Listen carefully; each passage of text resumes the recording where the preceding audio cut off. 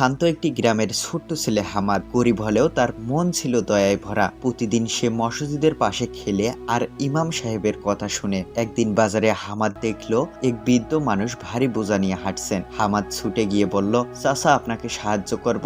বৃদ্ধ হেসে বললেন, আল্লাহ তোমাকে উত্তম প্রতিদান দিন বাছা। হামাদ বোঝা বাড়ি পৌঁছে দিল। বিদায়ের সময় বৃদ্ধ তার পকেট থেকে এক মুঠো খেজুর দিয়ে বললেন, এটা তোমার জন্য, দোয়ার সাথে দিলাম। হামাদ খুশি মনে খেজুর নিয়ে ফিরছিল। ঠিক তখন দেখলো ছোট্ট একটি শিশু রাস্তার পাশে কান্না করছে। হামাদ বলল, তুমি কাঁদছো কেন? শিশুটি বলল, 2 দিন ধরে ভালো করে কিছু খাইনি। হামাদ একটু চিন্তা করলো, তারপর নিজের খাওয়ার খেজুরগুলো শিশুটিকে দিয়ে দিল। শিশুটি খেয়ে হেসে বলল, আল্লাহ তোমাকে ভালো রাখুক ভাই। হামাদ খালি হাতে বাড়ি ফিরল, কিন্তু তার মন শান্ত ছিল, কারণ সে জানে অন্যকে দিলে আল্লাহ আরো বেশি দেন। রাতে মা বললেন, হামাদ আজ ঘরে খাবার নেই, চিন্তা হচ্ছে। হামাদ বলল, মা আল্লাহর ভরসা রাখুন, তিনি নিশ্চয়ই কোনো ব্যবস্থা করবেন। দরজায় তখন টকটক শব্দ।